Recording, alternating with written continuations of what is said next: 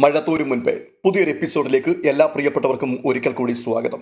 ത്യാഗഭവൻ എന്ന ഓർഫനേജിൽ വെച്ച് ഷെറിൻ തന്റെ കുഞ്ഞിനെ കണ്ടെത്തിയെങ്കിലും നിയമപ്രകാരം കുഞ്ഞിനെ അവിടുന്ന് വീണ്ടെടുത്തു കൊണ്ടുപോകുവാൻ ഷെറിന് പല കടമ്പകൾ കടക്കേണ്ടതായിട്ടുണ്ടായിരുന്നു. അതായത് അമ്മയാണ് എന്ന് ഷെറിൻ കൃത്യമായി നിയമപ്രകാരം തെളിയിക്കണം. അതിനൊക്കെ വളരെയധികം സമയം വേണ്ടിവരും. അതുകൊണ്ട് തന്നെ ഒടുവിൽ കണ്ടെത്തിയ മാർഗം കുട്ടിയെ മാമച്ചനും ഗ്രേസമ്മയും കൂടി ദത്തെടുക്കുക എന്നുള്ളതായിരുന്നു. അങ്ങനെ കുട്ടിയെ അവർ ദത്തെടുത്ത് ഷെറിന്റെ കയ്യിലേക്ക് തന്നെ ഏൽപ്പിക്കുകയും ചെയ്തു. ആ നടപടിക്രമങ്ങൾ പൂർത്തിയാക്കുവാൻ വേണ്ടി മാമച്ചനും ഗ്രേസമ്മയും രേവതിക്കുട്ടിയും അലീനയും സ്റ്റാൻലിയും ഷെറിനും ഓർഫനേജിലേക്ക് പോയിരുന്നു. ചിന്നുമോളയും കൊണ്ട് അവർ നേരെ പോയത് കുളത്തുപുഴയിലേക്കാണ്. സ്റ്റാൻലിയുടെ വീട്ടിൽ ഒരു ദിവസം രാത്രി പാർത്തിട്ട് അടുത്ത യാത്ര പുനലൂരിലേക്ക് പോകാം എന്ന് സ്റ്റാൻലി തന്നെ തീരുമാനിച്ചുറപ്പിച്ചു. അങ്ങനെ ഷെറിനെയും കുട്ടിയെയും കൂട്ടിക്കൊണ്ട് അടുത്ത ദിവസം എല്ലാവരും ചേർന്ന് പുനലൂരിലേക്ക് എത്തുകയാണ്. തലേ ദിവസം തന്നെ സ്റ്റാൻലി ഔതക്കുട്ടിച്ചായനെയും സഹോദരങ്ങളെയും കുടുംബക്കാരെയും ഒക്കെ വിളിച്ചിട്ട് വളരെ അടിയന്തരമായൊരു കുടുംബയോഗം കൊട്ടാരമറ്റം തറവാട്ടിൽ അടുത്ത ദിവസം കൂടണം എന്ന് പറഞ്ഞുറപ്പിച്ചിരുന്നു. അതിൻ പ്രകാരം എല്ലാവരും അവിടെ എത്തിച്ചേർന്നിട്ടുണ്ട്. രാവിലെ തന്നെ സ്റ്റാൻലിയുടെ നേതൃത്വത്തിൽ ഷെറിനെയും കുട്ടിയെയും കൂട്ടിക്കൊണ്ട് എല്ലാവരും കൊട്ടാരമറ്റം തറവാട്ടിലേക്ക് എത്തി. അലീന ഡോർ തുറന്ന് കാറിൽ നിന്നും ഇറങ്ങുമ്പോഴേക്കും സിറ്റ് ഔട്ടിൽ നിന്ന് വലിയൊരു ആരവം കേട്ടു. സിനിമാ തിയേറ്ററിൽ നിന്നും പുറത്തേക്ക് ഇറങ്ങി വരുന്നത് പോലെയുള്ള തിരക്കിൽ സിറ്റ് ഔട്ടിലേക്കുള്ള വാതിലൂടെ ഞെങ്ങി ഞെരുങ്ങി ചാടുകയാണ് ഒരു കൂട്ടം കുട്ടികൾ. സാന്ദ്രയും മിലനുമായിരുന്നു മുൻപിൽ. പുറകെ റോണി, ഷോബി, ദിയാമോൾ, ജോൺ പോൾ, ജോസൂട്ടി, അങ്ങനെ സർവ്വത്ര ആൾക്കാരും പുറത്തു ചാടി. ജോൺ പോൾ മറ്റുള്ളവരുടെ ഇടയിലൂടെ തിക്കി തിരക്കി മുൻപിലേക്ക് കയറി. എന്നിട്ട് ഉറക്കെ വിളിച്ചു പറയുകയാണ്, ആൻറ്റി, അലീന ആൻറ്റി, വായോ വായോ, ഞങ്ങളെല്ലാവരും ഇവിടെ കാത്തിരിക്കുകയായിരുന്നു. ഇത് പറഞ്ഞിട്ട് അവൻ വായുവിലേക്ക് 3-4 വട്ടം ഉയർന്നു ചാടിക്കൊണ്ട് അവന്റെ ആഹ്ലാദം വെളിപ്പെടുത്തി. ഇടയ്ക്ക് അവൻ അലീന ആൻറ്റി വന്നേ എന്ന് ഉറക്കെ വിളിച്ചു പറയുന്നുണ്ടായിരുന്നു. മറ്റുള്ളവർ അത് ഏറ്റുപിടിക്കുകയും ചെയ്തു. സ്റ്റാൻലി കാറിൽ നിന്നും ഇറങ്ങിയതോടെ ആരവം നിലച്ചു. അലീന സിറ്റൗട്ടിന് നേർക്ക് നടന്നു. അവൾ ജോൺ പോളിന് നേർക്ക് ഇരു കൈകളും നീട്ടി. എന്നിട്ട് പറയുകയാണ്, ഇനി വന്നേടാ കള്ളക്കുട്ട. പക്ഷെ അവൻ നാണിച്ചു മാറിക്കളഞ്ഞു. അലീന അവനെ എടുക്കാൻ ഭാവിച്ചപ്പോൾ അവൻ ഗുസ്തി പിടിച്ചു. നീ ഇത് കണ്ടോ റനിക്കുട്ട, എൻ്റെ ദിയാമോൾ ഞാൻ വിളിച്ചാൽ ഉടനെ വരുന്നത്. ഇത് പറഞ്ഞുകൊണ്ട് അലീന അവളെ ചേർത്തണച്ചു പിടിച്ചു. ദിയാമോൾ പുഞ്ചിരിയോടുകൂടി മറ്റുള്ളവരെ നോക്കി. അപ്പോൾ അലീന, വാനരസേന മുഴുവനും ഉണ്ടല്ലോടാ. അത്രയും കേട്ടപ്പോഴേക്കും ഉരുളക്കുപ്പേരി പോലെ ജോസുകുട്ടി തിരിച്ചു കൊടുത്തു. അലീന ചേച്ചിയും കൂടി വന്നപ്പോഴാ കോറം കംപ്ലീറ്റ് ആയത്. തീർന്നില്ല മോനെ, ഇനിയുമുണ്ട്. കാറിന്റെ നേർക്ക് അലീന തിരിഞ്ഞു. രേവതിക്കുട്ടി കാറിൽ നിന്നും ഇറങ്ങുന്നതേ ഉള്ളൂ. അവൾ ചിന്നുമോളെയും കൈ പിടിച്ചിറക്കി. അലീന രേവതിക്കുട്ടിയെ ചേർത്ത് നിർത്തിക്കൊണ്ട് പറയുകയാണ്, ഈ പുതിയ കക്ഷികളെ കുട്ടികളാരും കണ്ടിട്ടില്ലല്ലോ. ഇത് രേവതിക്കുട്ടി, ഇവളെന്റെ പ്രിയപ്പെട്ട അനുജത്തിയാ. അനുജത്തി എന്ന് പറയുമ്പോൾ ഒരേ അമ്മ പ്രസവിച്ചതാണെന്നോ ഒരേ അച്ഛൻ്റെ മക്കളാണെന്നോ ഒന്നും തെറ്റിദ്ധരിച്ചേക്കരുത്. അതിനേക്കാളൊക്കെ ഒത്തിരി ഗ്രേഡ് കൂടിയ ബന്ധമായത്. 18 വർഷം ഞങ്ങൾ ഒന്നിച്ച് ഒരേ അനാഥാലയത്തിൽ, ഒരേ മുറിയിൽ, ഒരേ പായിൽ. അപ്പോഴേക്കും സാന്ദ്ര പെട്ടെന്ന് പറയുകയാണ്, മതി മതി, ഇത് കുറെ കേട്ടിട്ടുണ്ട്. ഓ ശരി ശരി, എങ്കിലേ ഇനി ഇതാരാണെന്ന് ഞാൻ പറയാം. അലീന ചിന്നുമോളെ പിടിച്ച് മുൻപിലേക്ക് മാറ്റി നിർത്തി. പറയണ്ട, ഞങ്ങൾക്കറിയാം. ചിന്നുമോൾ അലീന ചേച്ചിയുടെ കൂടെ ഉണ്ടായിരുന്ന കൊച്ച്, ഇപ്പോ കൊല്ലത്തെ ഓർഫനേജിൽ. ജോസൂട്ടിയാണത് പറഞ്ഞത്. ആഹാ, നിന്റെ മെമ്മറി പവർ സമ്മതിച്ചു തന്നിരിക്കുന്നു കേട്ടോ. ഉടനെ സാന്ദ്ര ജോസൂട്ടിയെ കളിയാക്കിക്കൊണ്ട് പറയുകയാണ്, ഇവന്റെ മെമ്മറി ഒരു തവണ അടിച്ചു പോയതാ ചേച്ചി. ഇപ്പൊ പുതിയ മെമ്മറി കാർഡ് മേടിച്ചിട്ടിരിക്കുകയാണ്. കുട്ടികളുടെ എല്ലാവരുടെയും പിൻപിലായിട്ടാണ് ഔതക്കുട്ടിച്ചായൻ നിന്നത്. ഔതക്കുട്ടിച്ചായന്റെ മുഖത്തേക്ക് നോക്കിയിട്ട് അലീന, ഒരു മിനിറ്റേ, ഒന്ന് വഴിമാറി തരണേ. കുട്ടികളെയൊക്കെ വകഞ്ഞു മാറ്റി അവർക്കിടയിലൂടെ സിറ്റ് ഔട്ടിലേക്ക് അവൾ കയറി ചെന്നു. നേരെ ഔതക്കുട്ടിച്ചായന്റെ മുൻപിലെത്തി. ഔതക്കുട്ടിച്ചായൻ കെറുവിച്ച് നിൽക്കുകയാണെന്ന് അവൾക്ക് മനസ്സിലായി. മുഖത്തേക്ക് നോക്കുന്നു പോലുമില്ല. ഉടനെ വല്യപ്പച്ചന്റെ മുഖത്തേക്ക് നോക്കിയിട്ട് അലീന ചോദിക്കുകയാണ്, ഔതക്കുട്ടിച്ചായൻ എന്താ വലിയ ഗൗരവം? എന്നിട്ടും അയാൾ മുഖത്തേക്ക് നോക്കിയില്ല. അപ്പോൾ അലീന വല്യപ്പച്ചന്റെ നേർക്ക് ഷെയ്ക്ക് ഹാൻഡിനു വേണ്ടി കൈ നീട്ടി. എന്നിട്ട് വിളിക്കുകയാണ്, വല്യപ്പച്ച. ഉടനെ ഒന്നും അടിച്ചിട്ട് അവളുടെ കൈത്തലം ഒന്ന് പിടിച്ചെന്ന് വരുത്തി ഔതക്കുട്ടിച്ചായൻ തിരിഞ്ഞു നടന്നു. പെട്ടെന്ന് മിലൻ പിറകി നിന്നുകൊണ്ട് ചോദിക്കുകയാണ്, പിണങ്ങിയോ അലീന ചേച്ചി? ആ, ഇടയ്ക്കൊക്കെ ഇത്തിരി പിണക്കം നല്ലതാ. ഈ സമയത്ത് മറ്റേ കാറിൽ നിന്നും ഇറങ്ങിയ മാമച്ചനെയും ഗ്രേസമ്മയും ഷെറിനെയും സ്റ്റാൻലി സിറ്റ് ഔട്ടിലേക്ക് കൂട്ടിക്കൊണ്ടുവരുന്നുണ്ടായിരുന്നു. രേവതിക്കുട്ടി ചിന്നുമോളുടെ കൈ പിടിച്ചുകൊണ്ട് അലീനയോടൊപ്പം ഇരിപ്പുമുറിയിലേക്ക് ചെന്നു. അവിടെയുള്ള ഇരിപ്പിടങ്ങളിൽ അവർ സ്ഥാനം പിടിച്ചു. സ്റ്റാൻലി അകത്തേക്ക് ചെന്നപ്പോൾ അനുജന്മാരും അവരുടെ ഭാര്യമാരും ഡൈനിങ് ടേബിളിന് ചുറ്റുമായി വട്ടം കൂടി ഇരിപ്പുണ്ട്.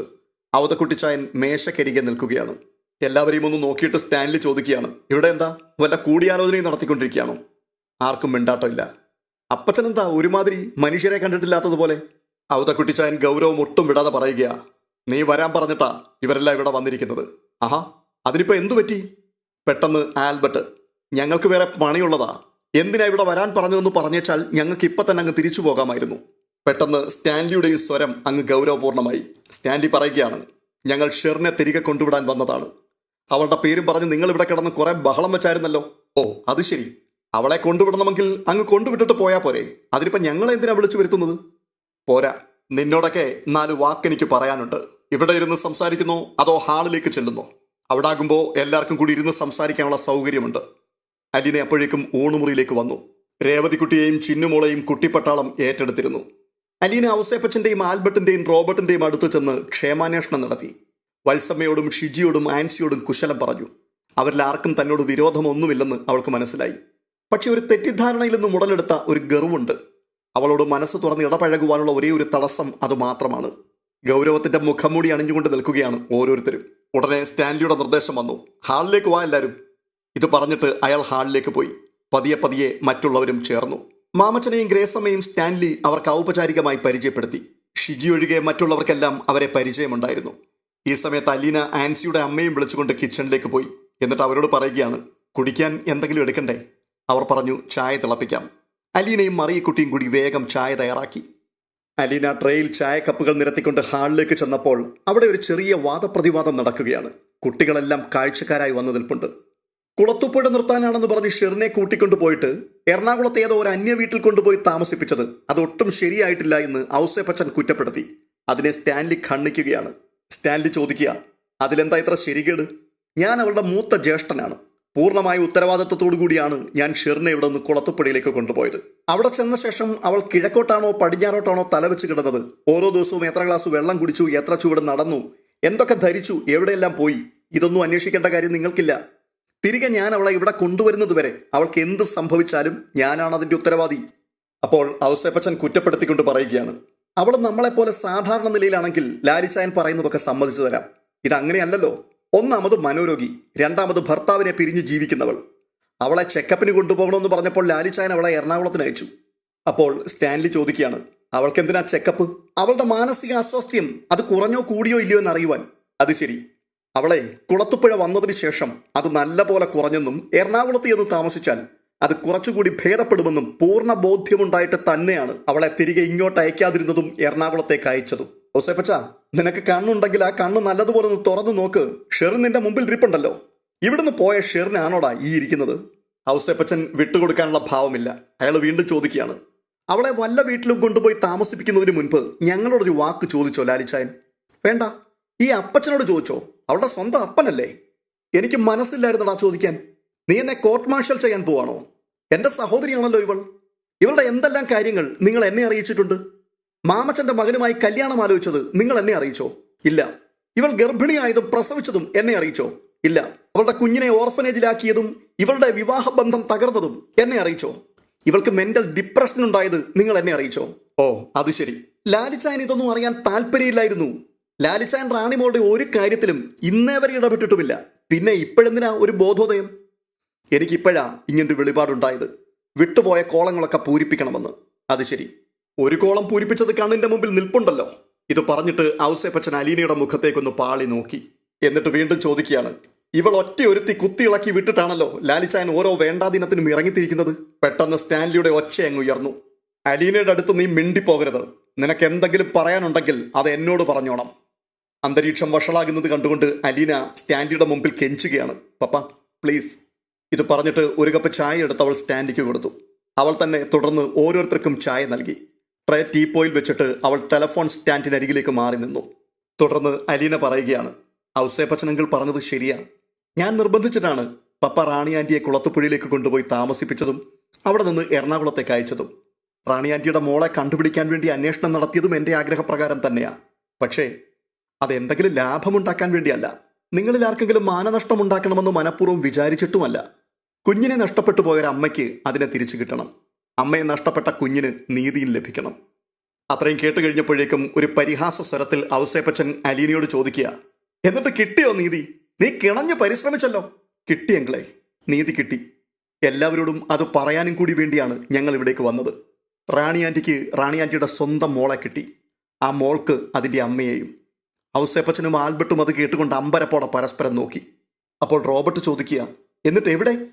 ദിയാമോളോട് ചേർന്ന് കാഴ്ചക്കാരിയായി ആ സമയത്ത് നിൽക്കുകയാണ് ചിന്നുമോൾ. ദിയാമോൾ അവളുടെ കഴുത്തിലൂടെ കൈയിട്ട് തന്നോട് ചേർത്ത് പിടിച്ചിട്ടുണ്ട്. വാതിലിനരികെ ഭിത്തിയിൽ ചാരിയാണ് അവളുടെ നിൽപ്പ്. അലീന ചിന്നുമോളുടെ അടുത്തേക്ക് ചെന്ന് അവളുടെ കൈ പിടിച്ച് ഹാളിൻ്റെ മധ്യത്തിലേക്ക് കൊണ്ടുവന്നു. എന്നിട്ട് പറയുകയാണ്, രേവതിക്കുട്ടിയുടെയും എൻ്റെയും കൂടെ സ്നേഹനികേതനത്തിലുണ്ടായിരുന്ന കുട്ടിയായത്. സ്നേഹനികേതനം പൂട്ടിപ്പോയപ്പോൾ ഇവളെ കൊല്ലത്തുള്ള ത്യാഗഭവനം എന്ന ഓർഫനേജിലേക്ക് മാറ്റി. അലീന എന്താണ് പറഞ്ഞു വരുന്നത് എന്നറിയാതെ എല്ലാവരും ആകാംക്ഷാഭരിതരായിരിക്കുകയാണ്.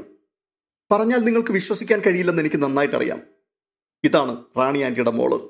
സ്റ്റാൻലിയുടെ അനുജന്മാരും അവരുടെ കുടുംബാംഗങ്ങളും അമ്പരപ്പ് കലർന്ന അവിശ്വസനീയതയോടെ അലീനയെ തന്നെ തുറച്ചു നോക്കുകയാണ്. തുടർന്ന് അവരുടെ നോട്ടം ചിന്നുമോളുടെ മുഖത്തേക്ക് കേന്ദ്രീകരിക്കപ്പെട്ടു. ഇനിയും നിങ്ങൾക്ക് വിശ്വാസമില്ലെങ്കിൽ മേരിക്കുട്ടി ആൻറ്റിയെ വിളിച്ച് ചോദിക്കാം. ഞാനും പപ്പയും കൂടി സിക്കിമിലെ കോൺവെന്റിൽ പോയിട്ട് വരികയാണ്. ആരും ഒരക്ഷരം പോലും ഉരിയാടുന്നില്ല. മുട്ടുസൂചി വീണാൽ കേൾക്കാവുന്ന നിശബ്ദത. അലീന ഔസേപ്പച്ചന്റെ മുഖത്തേക്കൊന്ന് നോക്കി. എന്നിട്ട് ചോദിക്കുകയാണ്, ഈ വീട്ടിൽ വളരേണ്ട ഈ കുഞ്ഞ് അനാഥാലയത്തിൽ ജീവിക്കേണ്ടി വന്നത് ആരുടെ കുറ്റം കൊണ്ടാങ്ങളെ? ഇവളുടെ കുറ്റം കൊണ്ടാണോ? ഈ നിൽക്കുന്ന നിങ്ങളുടെ മക്കളെ പോലെ തന്നെയല്ലേ ഇവളും? എന്തെങ്കിലും വ്യത്യാസമുണ്ടോ? ആർക്കും ഒരു മറുപടിയുമില്ല. ഈ കുഞ്ഞ് അതിൻ്റെ അപ്പനും അമ്മയും ആരെന്നറിയാതെ ഒരിറ്റ് മുലപ്പാൽ പോലും കുടിക്കാതെ ഏതൊക്കെയോ അനാഥാലയങ്ങളിൽ കിടന്നൊഴുക്കിയ കണ്ണീരാണോ? അതോ ഈ കുഞ്ഞിനെ അനാഥാലയത്തിൽ ഉപേക്ഷിച്ച് കളഞ്ഞിട്ട് ഈ കുടുംബത്തിലെ തലമുതിർന്നവർ അന്തസ്സിനും അഭിമാനത്തിനും വേണ്ടി മുറുകെ പിടിച്ച കൊട്ടാരമറ്റം എന്ന തറവാട്ടുപേരാണോ യേശുവിൻ്റെ മുമ്പിൽ വിലമതിക്കപ്പെടുക? നമ്മളൊക്കെ ക്രിസ്ത്യാനികളാണല്ലോ. ആ ചോദ്യത്തിനും മറുപടി ഉണ്ടായില്ല. റാണി ആൻറ്റിയോട് ചെയ്ത ദ്രോഹം മറക്കാം, പ്രായപൂർത്തി വന്ന സ്ത്രീയാണെന്ന് വെക്കാം. പക്ഷേ ഈ കുഞ്ഞിനോട് ഈ കുടുംബം ചെയ്ത ദ്രോഹം, അത് സഹിക്കാനോ ക്ഷമിക്കാനോ കഴിയുന്നതാണോ?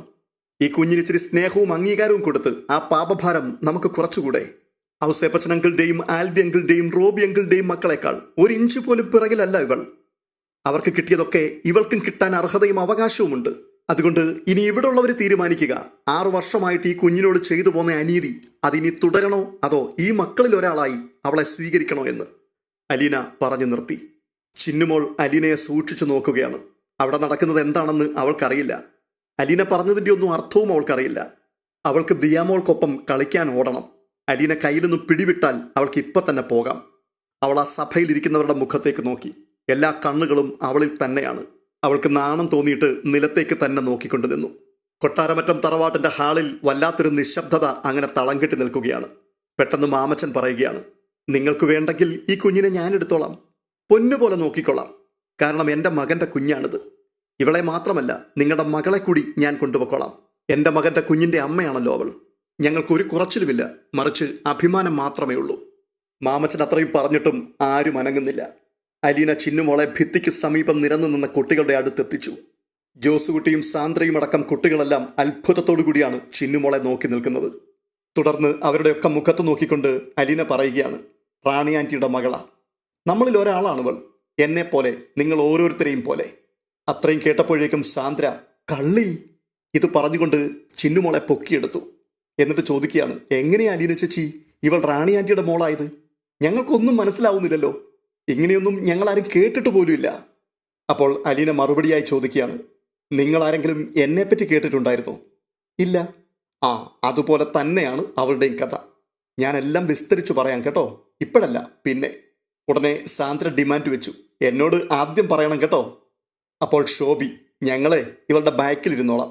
ഇവൾ കേട്ടിട്ട് മിച്ചം വല്ലതും ഉണ്ടെങ്കിൽ ഞങ്ങളുടെ ചെവിയിലോട്ടും വന്ന് കയറിക്കോട്ടെ. ചിന്നുമോൾ ഇതിനകം പലരുടെയും കൈകളിലൂടെ കൈമറിഞ്ഞു പോയി. ഉടനെ അലീനെ ഓർപ്പിക്കുകയാണ്, ജോസുട്ടി അവളുടെ മേലൊരു നോട്ടം വേണം. ഹാർട്ട് പേഷ്യൻ്റാണ്, ഓടാനും ചാടാനും ഒന്നും പാടില്ലാത്ത കുട്ടിയാണ്.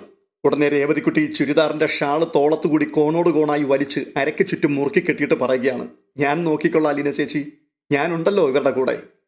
വത്സമയും ഷിജിയും ആൻസിയും മറിയക്കുട്ടിയുമെല്ലാം അതിശയത്തോടെ നിൽക്കുകയാണ്. ഷെറിൻ അവർക്കൊപ്പം കിച്ചണിൽ ജോലി ചെയ്യുന്നു. അവരോടൊത്ത് നല്ല ചിട്ടയോടെ സംസാരിക്കുന്നു. ഇടയ്ക്ക് കുട്ടികൾ കളിക്കുന്നിടത്ത് പോയി എത്തി നോക്കിയിട്ട് തിരികെ വരുന്നു. എന്നിട്ട് നാത്തൂന്മാരോടായി പറയുകയാണ്, ചിന്നുമോള് ഹാർട്ട് പേഷ്യൻ്റാ, അതാ എനിക്ക് പേടി.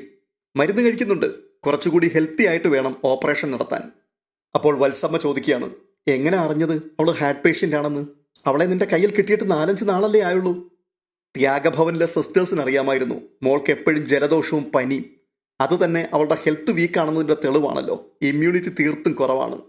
ഷിജിക്ക് വിസ്മയം അടങ്ങുന്നില്ല.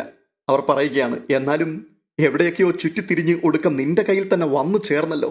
അതിശയമൊന്നല്ലാതെ എന്താ പറയേണ്ടത്? അത് എൻ്റെ മോളുടെ ഭാഗ്യം കൊണ്ടാ. കുഞ്ഞിലെ തന്നെ അലീനയുടെയും രേവതിക്കുട്ടിയുടെയും കയ്യിൽ എത്തിയില്ലേ.